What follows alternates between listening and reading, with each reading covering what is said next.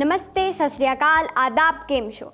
मैं हूं इप्सिता और आपका स्वागत है super show the super class में। सुपर क्लास यानी वो क्लास जो हमारे देश की अर्थव्यवस्था को चलाती है।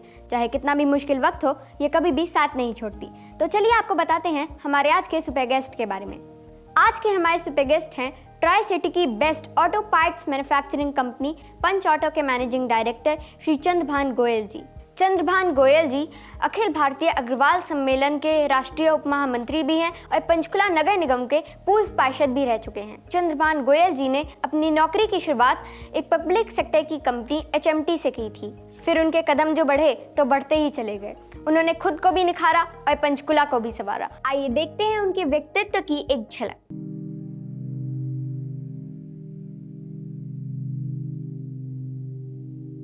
कुरुक्षेत्र में भगवान श्री कृष्ण ने गीता में कर्म का ज्ञान दिया। वो ज्ञान हरियाणा की माटी में रच बस गया। यहां पैदा होते हैं कर्म योद्धा। इनमें से एक है चंद्रभान गोयल। छोटी सी नौकरी से शुरुआत की और बड़ा एम्पायर बना डाला। हरियाणा में उनकी पहचान इंडस्ट्रियलिस्ट, राजनीतिज्ञ और समाज सेवी के रूप में है।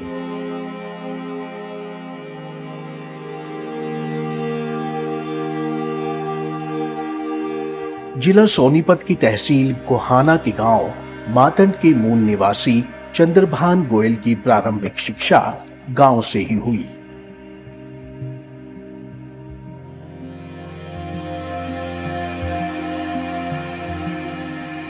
टेक्निकल काम पसंद था, इसी वजह से पॉलिटेक्निक से मैकेनिकल इंजीनियरिंग की। फिर HMT पिंजौर में 1964 से 1982 तक जॉब की। एक दौर वो आया कि उनको लगा कि नौकरी नहीं करनी चाहिए, अपनी इंडस्ट्री लगानी चाहिए। एक पल में फैसला ले लिया इंडस्ट्री खोलने का। इस्तीफा लेते वक्त बॉस ने पूछा कि 2000 रुपए की नौकरी है, तुम क्या कर रहे हो, तुम्हें मालूम भी है? चंद्रभान गोयल का जवाब था, मुझे मालूम है कि मैं ये नौकरी करूंगा तो चंद पैसों का मोहताज रहूंगा। जिस समय उन्होंने नौकरी छोड़ी, उसी वक्त HMT ट्रैक्टर पार्ट्स के लिए छोटी इकाइयों को पंचकुला में स्थापित कर रहा था। चंद्रभान गोयल ने मेहनत से फंड जुटाया और पंच ऑटो की शुरुआत की।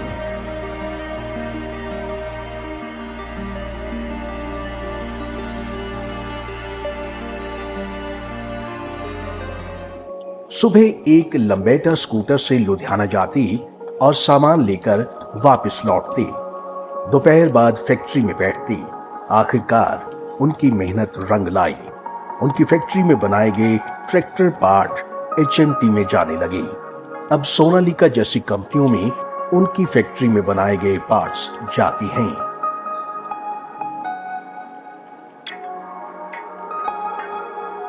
चंद्रभान गोयल के कैरियर में एक नया मोड़ तब आया जब उनको 2002-2003 के दौरान नगर परिषद में चुनाव लड़ने का मौका मिला और वो पार्षद बन गए।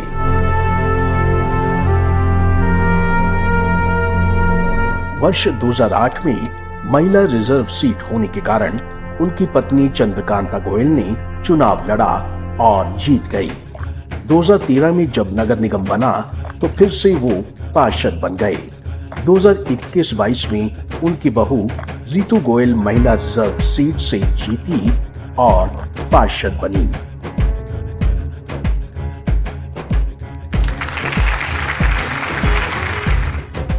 सो प्लीज वेलकम कामयाब बिजनेसमैन और पॉलिटिशियन श्री चंद्रभान गोयल जी।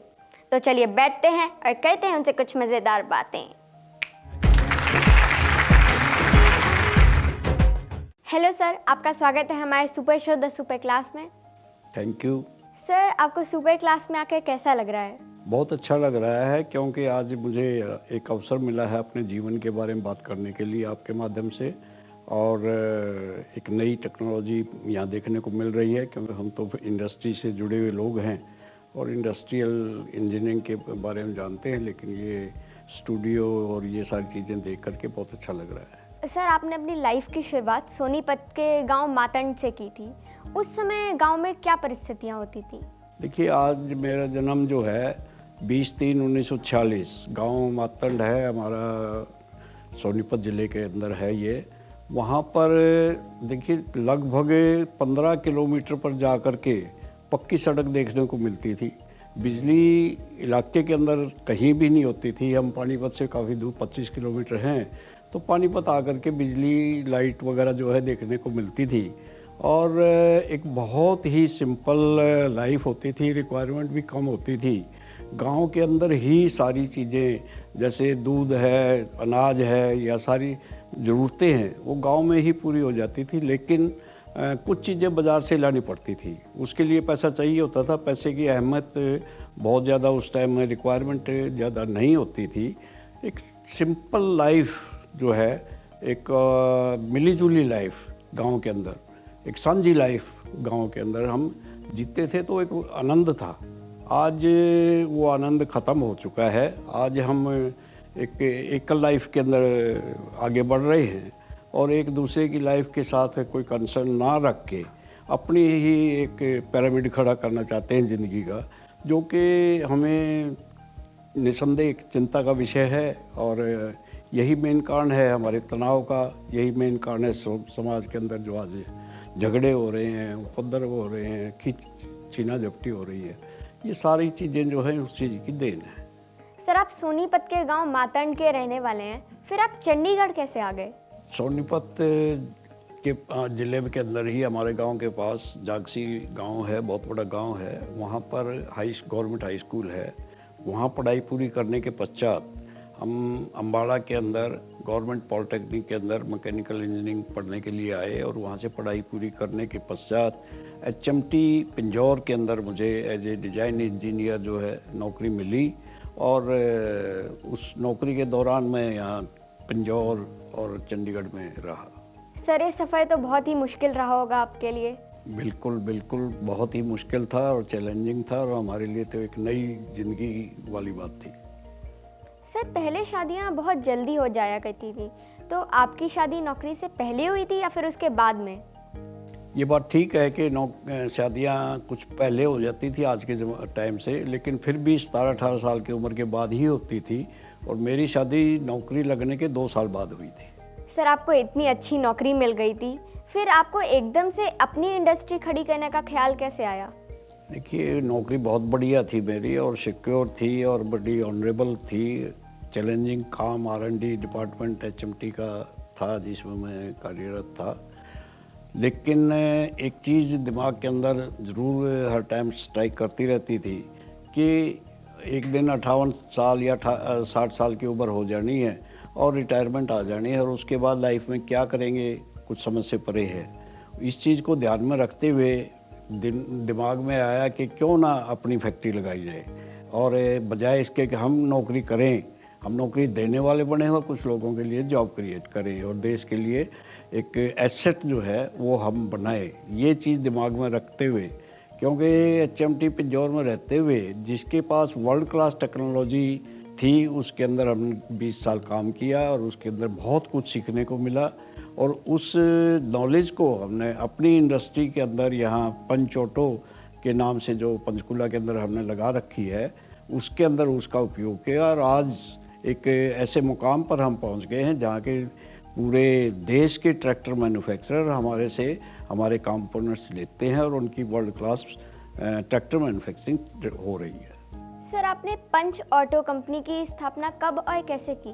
पंच ऑटो मैंने 1983 16 अप्रैल 1983 को हमारा HMT के मैनेजिंग डायरेक्टर द्वारा इसकी उद्घाटन किया गया था। और आज उसके अंदर जो कि हमने एक मैकेनिकल इंडस्ट्री के रूप में शुरुआत की थी उस टाइम में, आज हमारे पास फुल्ली ऑटोमेटेड मशीनें हैं, CNC कंट्रोल्ड सारी टोटल मैन्युफैक्चरिंग है, और हाई क्वालिटी जो है हमारी प्रोडक्ट है। तो पंच ऑटो हमने इसलिए शुरू किया। बहुत सारी इंडस्ट्रीज़ लगाई जा सकती हैं, पर आपने ऑटो कंपनी क्यों चुनी? ऑटो कंपनी से लिए चुनने के HMT ट्रैक्टर मैन्युफैक्चरिंग का काम करती थी, उसके साथ हम इन्वॉल्व थे, और HMT ने हमारे पास साथ एक एग्रीमेंट किया था एज एन सैलरी हम आपसे माल खरीदेंगे, और कुछ कंपोनेंट्स उन्होंने दिए थे जिनको हमने मैन्युफैक्चर करके उनको as per there drawings quality manufacture किया और उनको दिया।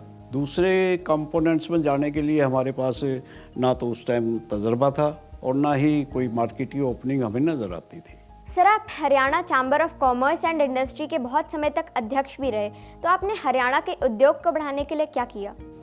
देखिए, सन 2000 में मैं पंचकूला ज़िला के अध्यक्ष के नाते हरियाणा चैम्बर का प्रधान रहा, और 2002 से 2004 तक मैं प्रदेश का अध्यक्ष रहा। उस ज़माने में हरियाणा के अंदर माननीय ओम प्रकाश चौटाला जी की सरकार होती थी, तो हमने उस ज़माने में 2-3 काम जो उद्योग को बढ़ाने के लिए किए थे। उनमें से सबसे मुख्य काम तो ये था कि हमने वैट सिस्टम जो था, वैल्यू एडिड टैक्स जो है, वो लगवाया ठीक ढंग से, और उसके पश्चात हरियाणा के अंदर इंडस्ट्री जो है वो काफ़ी आगे बढ़ी। और दूसरा, हमने बिजली के अंदर काफ़ी सुधारीकरण करवाने के लिए अपने सुझाव दिए, और उसका कारण रहा कि आज हरियाणा के अंदर बिजली जो है वो हम सरप्लस स्टेट के अंदर आ चुके हैं, जो कि उन दिनों में बहुत ही शॉर्टेज रहते थे। तीसरा जो है, हमने सिंगल विंडो सिस्टम वहाँ पर डीसी के माध्यम से हर ज़िले के अंदर लगवाया, और वहाँ पर जो है कोई भी प्रॉब्लम, कोई भी नया उद्योग लगने का सिस्टम, सर्टिफिकेशन या जो भी उनकी दिक्कत होती थी, उसके लिए डिप्टी कमिश्नर साहब हर महीने एक मीटिंग करा करते डीएलसीसी की, और उसके अंदर हमारे सारे जो हैं उद्योगपतियों के जो काम होते थे वो वहाँ से निकल जाते थे। इससे इंस्पेक्टर राज, जो कि बहुत ग्रसित थे हम जिससे, वो भी काफ़ी कम हुआ। और आपके सामने है कि हरियाणा आज जो है देश के अंदर एक बहुत ही तरक्की वाला, बहुत ही अग्रसर देश जो है प्रदेश है। और इंडस्ट्री, चाहे वो गुड़गांव की, मानेसर की, पलवल की, उधर अपना बहादुरगढ़, फरीदाबाद और पंचकूला, पानीपत, ये सारी इंडस्ट्री जो है, जो कि पहले बहुत कम थी, अब बहुत अच्छी तरह से देश के अंदर अपना स्थान बनाए हुए हैं। और औद्योगिक तरक्की की वजह से ही आज जो जीएसटी कलेक्शन है हरियाणा की, वो देश के अंदर नंबर 2 पर वो चल रहे हैं। मैं उसके लिए हरियाणा सरकार को भी बधाई देता हूँ, उनका धन्यवाद भी करता हूँ कि उन्होंने इंडस्ट्री के साथ बैठ करके इंडस्ट्रियल पॉलिसीज़ बनाई, और इंडस्ट्री के अंदर चाहे वो प्लॉट काटने की बात थी, इंडस्ट्रियल पार्क्स बनाने की बात थी, इंडस्ट्री को फैसिलिटी देने की बात थी, सब्सिडी देने की बात थी, ये सारी चीज़ें उन्होंने अप्लाई करी, और जिससे उद्योग आगे बढ़ा। ये हमारे टाइम में शुरुआत हुई थी, जिसके रिजल्ट आज आ रहे हैं। वाह सर। सर, आपके काम को देखते हुए बहुत सारी एजेंसीज़ ने आपको सम्मानित किया, आपको उद्योग पत्र मिला, तो आपको कैसा लगा? एक गवर्नमेंट ऑफ इंडिया की कुछ एजेंसियां हैं जो कि सोशल सेक्टर में काम कर रही हैं, उन्होंने मेरे को जो है 1992 के अंदर विज़िट किया, और उन्होंने देखा कि सेल्फ मेड इंडस्ट्रियलिस्ट जिन्होंने अपने आप में उद्योग लगाया है और उद्योगपति बने हैं, उससे राष्ट्रपति द्वारा मुझे सम्मानित किया गया। 1992 में उद्योग पत्र मुझे मिला। उसके पश्चात हमारी जो एसएमई सेक्टर है, उसके अंदर पंच ऑटो को as a best auto industry जो है, वो माननीय कलराज जी मिश्र जो हमारे मंत्री होते थे उस ज़माने में केंद्र में, उन द्वारा सम्मानित किया गया। और बाद में माननीय कैप्टन अभिमन्यु जी जो कि हरियाणा के वित्त मंत्री होते थे, उद्योग मंत्री भी होते थे, उन्होंने मेरे को एक बेस्ट इंडस्ट्री के नाम पर सम्मानित किया। सम्मान मिलते रहे, हम आगे बढ़ते चले गए, उससे हौसला बढ़ता है काम करने के लिए भी, और खुशी भी मिलती है उससे। Yes sir. सर, आप एक इंडस्ट्रियलिस्ट भी हैं और समाज सेवक भी हैं, तो ये दोनों चीज़ें आप एक साथ कैसे मैनेज करते हैं? बहुत अच्छा क्वेश्चन है आपका कि जब बिजनेस करते हैं तो समय नहीं मिलता, और ना ही माइंडसेट होता है आदमी का सामाजिक सेवाओं के अंदर। मैं जब 1992 की ही बात है ये, कि एक भारत विकास परिषद पंचकूला वालों ने मुझे इनवाइट किया। उस टाइम हम इंडस्ट्री चला रहे थे, ठीक ठाक थी इंडस्ट्री। तो उनके सेवा के प्रकल्प देखे कि बच्चों को पढ़ाना, गरीबों की सेवा करना, ब्लड कैंप लगाना, मेडिकल कैंप लगाना और बहुत सारे सेवा प्रकल्प जो थे वो भारत विकास परिषद के जुड़े देखे। तो मैं उस संस्था के साथ जुड़ा और 7 साल तक मैं जिला पंचकूला का अध्यक्ष के नाते मैंने भारत विकास परिषद में काम किया। और इन दिनों में हमने भवन बना करके वहाँ पर बहुत सारी एक्टिविटीज़ को शुरू करवाया और उसके बाद मैं सामाजिक कार्य के अंदर बढ़ता चला गया। और आज जो कि हमारा एक सामाजिक संगठन है अखिल भारतीय अग्रवाल सम्मेलन, मैं उसका राष्ट्रीय उप महामंत्री के नाते आज काम कर रहा हूँ। और पूरे देश के अंदर अग्रवाल समाज के साथ बैठ कर के हम, क्योंकि बहुत हमारा समाज जो है बहुतायत में ट्रेड एंड इंडस्ट्री से जुड़ा हुआ है, तो उनकी ट्रेड की और इंडस्ट्री की जो हैं वो समस्याओं को हल कराने के लिए हम केंद्र सरकार से और प्रदेश सरकारों से बात करते रहते हैं ताकि देश को आगे बढ़ने के लिए एवेन्यूज़ मिले, हम किसी दूसरे के ऊपर निर्भर ना रहें। उस दिशा में हम काम कर रहे हैं।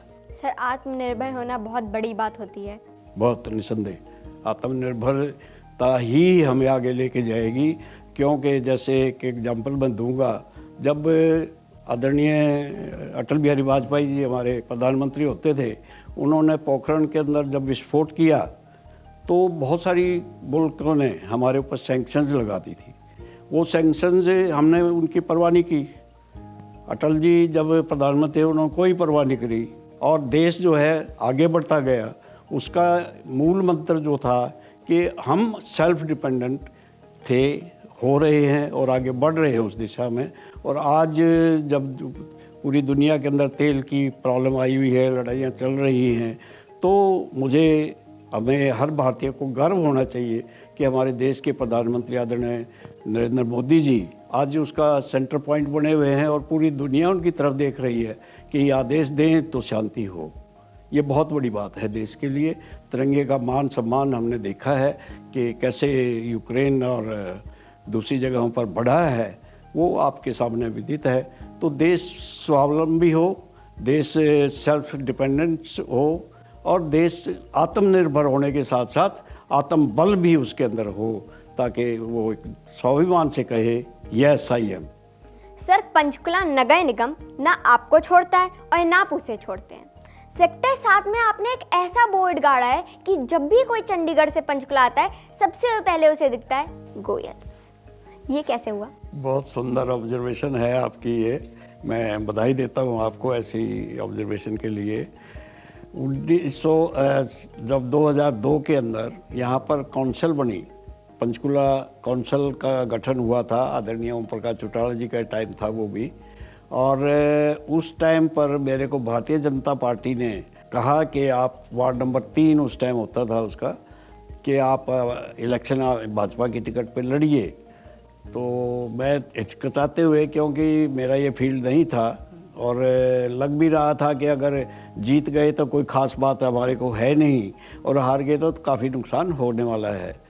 लेकिन एक कॉन्फिडेंस जो ज़िंदगी में रिस्क लेने का हमारा बना हुआ है, उस कॉन्फिडेंस का आधार मानते हुए और अपने आप को सुनिश्चित करते हुए कि हम जीतेंगे ही, तो मैंने 2003 के अंदर ये इलेक्शन लड़ा। और पहली बार जब गठन हुआ था तो उसमें मैं पार्षद भारतीय जनता पार्टी के नाते रहा और 5 साल तक हमने उस टाइम काम किया। उसके बाद हमारे जो वार्ड था वो उसकी रिजर्वेशन हो गई, वुमेन के लिए वो रिज़र्व हो गया। तो मेरे पास कोई रास्ता नहीं था और मेरी पार्टी ने कहा कि हमने आपकी धर्मपत्नी को टिकट दे देंगे, आप उनको लड़ाइए। जो कि एक गृहिणी थी, बहुत ज़्यादा राजनीति में तो वो है ही नहीं कहीं पर भी। तो उनको बात की तो झिझकते हुए उन्होंने भी हाँ भर दी। और मैं वार्ड वासियों का धन्यवाद करता हूँ कि उन्होंने मुझे इतना प्यार दिया कि मेरी मिसेज जो है मेरे से भी ज़्यादा वोटों से जीत करके आई। और उसके बाद 2012 के अंदर हमारा नगर निगम बन गया। नगर निगम बनने के बाद हमारे 1-1.5 साल के बाद निगम के इलेक्शन हुए, जिसमें कि 6 सेक्टर जो है हमारे वार्ड के अंदर आ गए और एक बहुत लंबा एरिया था।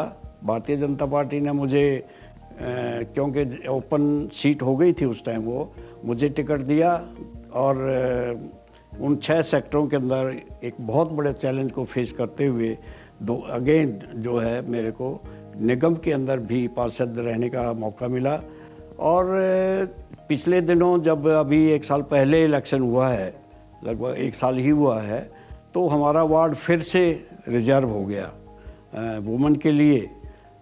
तो मेरी पुत्रवधू हैं रितु गोयल, उनसे बात की गई। वो she is very educated and politically थोड़ा स्मार्ट हैं, काम को समझती हैं, तो उनको टिकट दिया गया और एक लंबे संघर्ष के बाद हमने ये सीट जो है फिर से अपने को, आप कह सकते हैं कि पिछले 20 साल से जब से निगम बना है, वार्ड नंबर 3 हो चाहे 9 हो चाहे दोबारा से फिर 3 हो, तो उसके अंदर हमारे परिवार का सदस्य लोगों की सेवा करने का मौका मिला है। और लोगों का प्यार इतना मिल रहा है, इतना प्यार है, क्योंकि हम लोगों के बीच में रहते हैं और उनकी समस्याओं का हल कराते हैं। न सिर्फ राजनीतिक समस्याएं बल्कि सामाजिक समस्याएं भी कईयों की होती हैं, तो वो भी हम फॉरवर्ड होकर के वो भी सॉल्व करने की कोशिश करते हैं। तो आने वाले समय में वार्ड के लोगों का प्यार को देखते हुए मुझे नहीं लगता कि भाई यहाँ पर जो है एक टर्म हमें कम से कम और पार्षद का मौका ज़रूर देगी। वाह सर, ये तो बहुत अच्छी बात है। और जब फैमिली साथ होती है तो सब कुछ मिल जाता। पूरी फैमिली साथ है, पूरे लोग साथ हैं, पूरे दोस्त साथ हैं, पूरा वार्ड साथ है। तो सर अब मैं आपको कुछ पिक्चर्स दिखाऊंगी, वो स्क्रीन पर आएंगी और आपको उन्हें पहचानना है। तो फर्स्ट फोटो रही है। ये मेरी वाइफ की फ़ोटो है जो कि शादी से पहले की है। Yes sir. ये कश्मीर घूमने गए थे, वो वहाँ की एक यादगार है। ये रही सेकंड फोटो स्क्रीन पर। ये मेरे दादाजी हैं जो कि हमारे गांव में उस टाइम थे और उनकी 1974 में डेथ हो गई थी।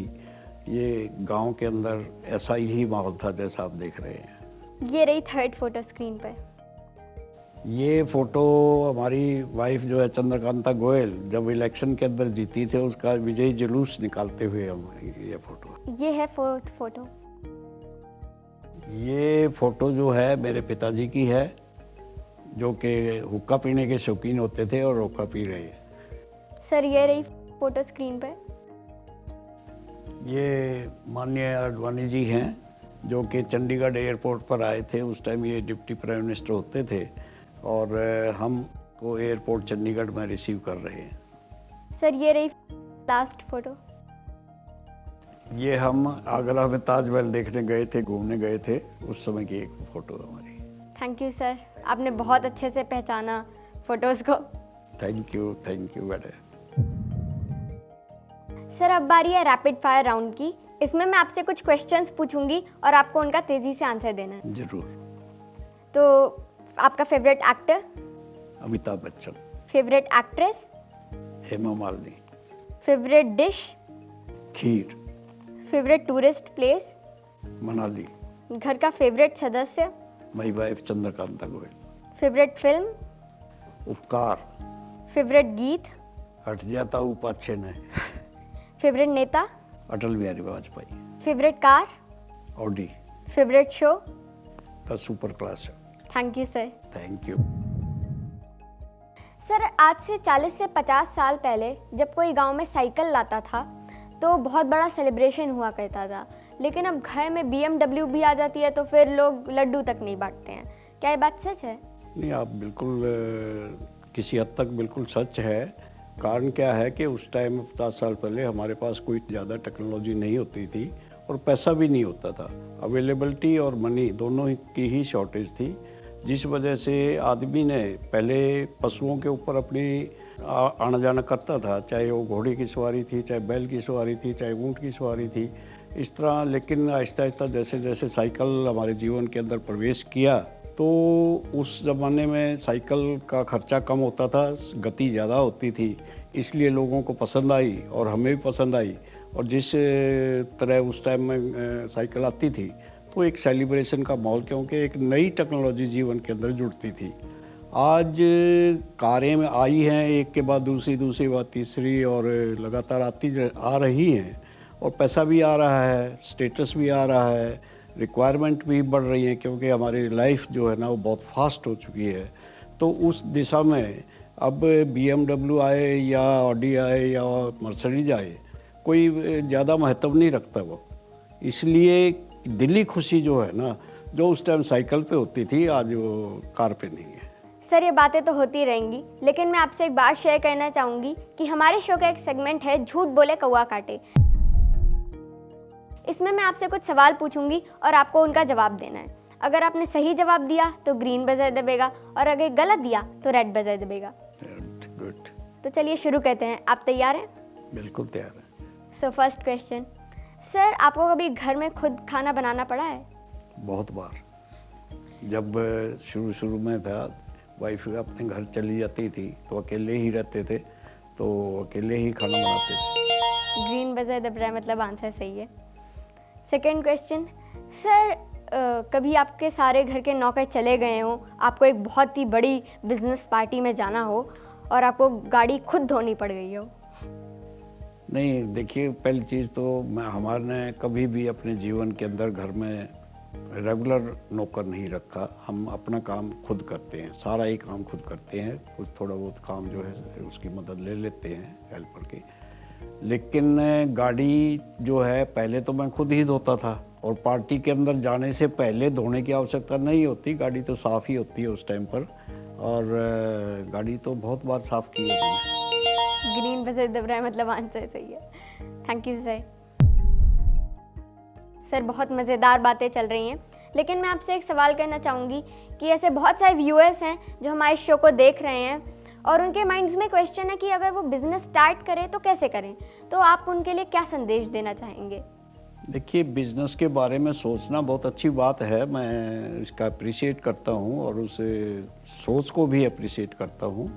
लेकिन बिज़नेस तभी सक्सेसफुल होता है जब उस बिज़नेस के बारे में नॉलेज हो। सबसे पहले तो मैं अपने यंगस्टर को ये कहना चाहूँगा कि वो जो भी काम करना चाहें, कोई काम छोटा नहीं है, कोई बड़ा नहीं है, हर काम काम है, और काम जब करना होता है तो उसमें छोटा बड़ा कुछ नहीं होता।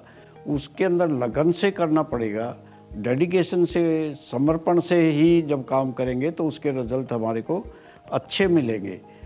कोई भी काम शुरू कर दिया जिसका नॉलेज नहीं है, जिसका बारे में बहुत ज़्यादा ज्ञान नहीं है, या उस बिज़नेस के अकॉर्डिंग आपके पास पैसा नहीं है या मैन पावर नहीं है, ये सारी बातें देख करके ही बिज़नेस को सिलेक्ट करना चाहिए और उसके ऊपर काम करें और निरंतर काम करें, ताकि उसका रिज़ल्ट जो है, कुछ समय लगता है रिज़ल्ट आने में, वो रिज़ल्ट का इंतज़ार करें और अपना जो डेडिकेशन है वो उसके अंदर पूरा रखें और धैर्य रखें और ईमानदारी से काम करें। देखिए, भागा दौड़ में ओवरनाइट कोई रिच बनना चाहता है, ओवरनाइट कोई सक्सेस गेन करना चाहता है, वो पॉसिबल नहीं है। बड़ी मेहनत करनी पड़ती है, बड़े धक्के खाने पड़ते हैं, बड़ी रगड़ाई मैं कहूँगा उसको कि वो होती है मनुष्य की। तो ऐसी स्थिति के अंदर काम करिए, बहुत वेलकम स्टेप है। अपनी सोच को बड़ा रखिए और काम लेने वाले के बजाय काम देने वाला बनिए, ताकि आपका स्टेटस जो है एक देश की निर्माता के रूप में बने। यही मेरा सबसे आग्रह है, संदेश है। और जल्दबाजी में कुछ ना करें, जल्दबाजी में ना कुछ करें, क्योंकि जल्दबाजी के रिजल्ट जो है ना बहुत अच्छे नहीं आते कभी भी। सर आपने बहुत अच्छा संदेश दिया है, थैंक यू सो मच। आप हमारे शो में आए, हमें बहुत खुशी हुई और आपने अपने बिजी शेड्यूल में से हमारे लिए इतना सारा समय निकाला, उसके लिए बहुत बहुत धन्यवाद। आपका भी बहुत बहुत धन्यवाद। आप जीवन में सफल हों, मेरी शुभकामनाएं आपको। Thank you sir.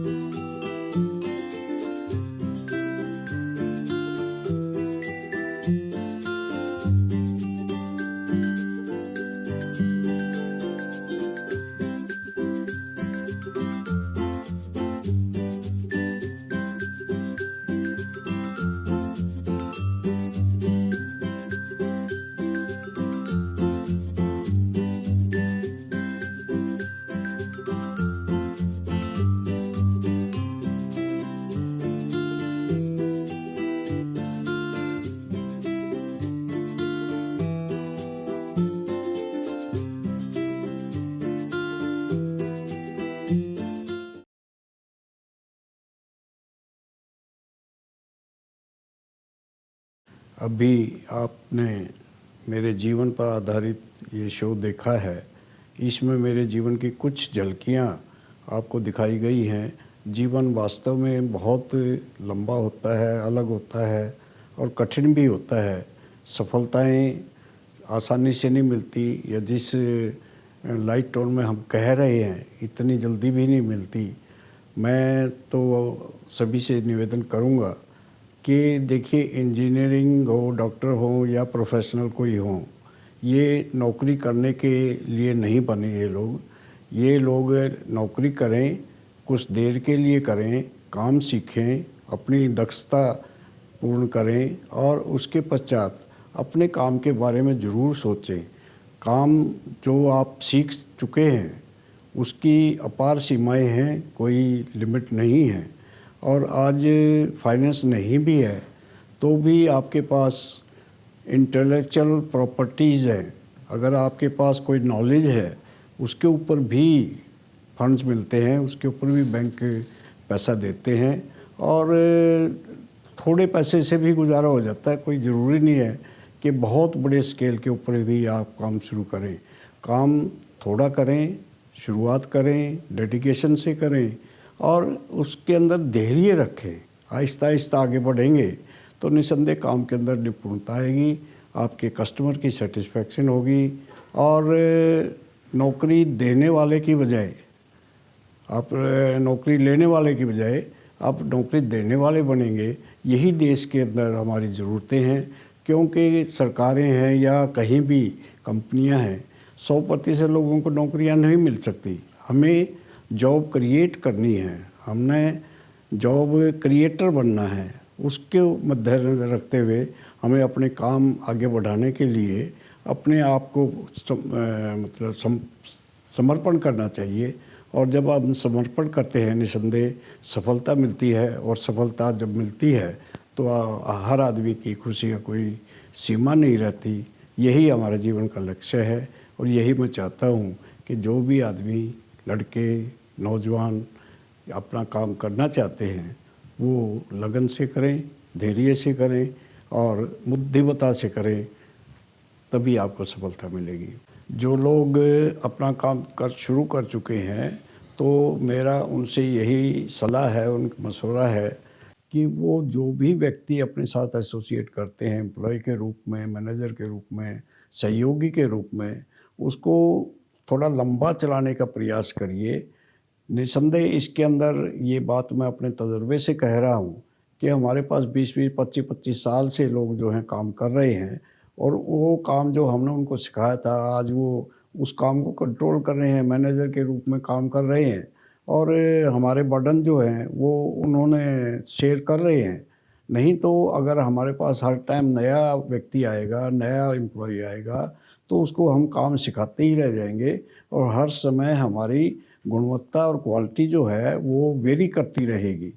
तो इसके लिए ये ज़रूरी है कि हम एम्प्लॉयज़ के साथ या से जो भी सेटअप हमने किया है इंक्लूडिंग द मैन पावर, तो हमें उन सब को साथ लेकर के चलने के प्रयास करने चाहिए। वो साथ तभी चलेंगे जब हम भी उनके इंटरेस्टों को वॉच करेंगे, चाहे उनके घरेलू समस्याएं हैं, रहने की समस्याएं हैं, अपने आर्थिक समस्याएं हैं या और कोई भी चीज़ असुविधाएं हैं, उनको देते रहेंगे तो वो क्यों जाएंगे। उन्होंने भी काम चाहिए होता है, तो उन लोगों को साथ लेकर के चलें तो ये एक हमारे लिए आसान रहेगा अपनी सफलता पाने के लिए।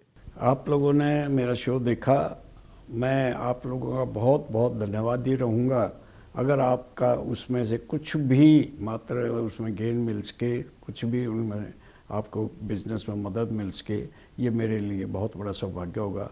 आप सबका बहुत बहुत धन्यवाद। जय हिंद, जय भारत।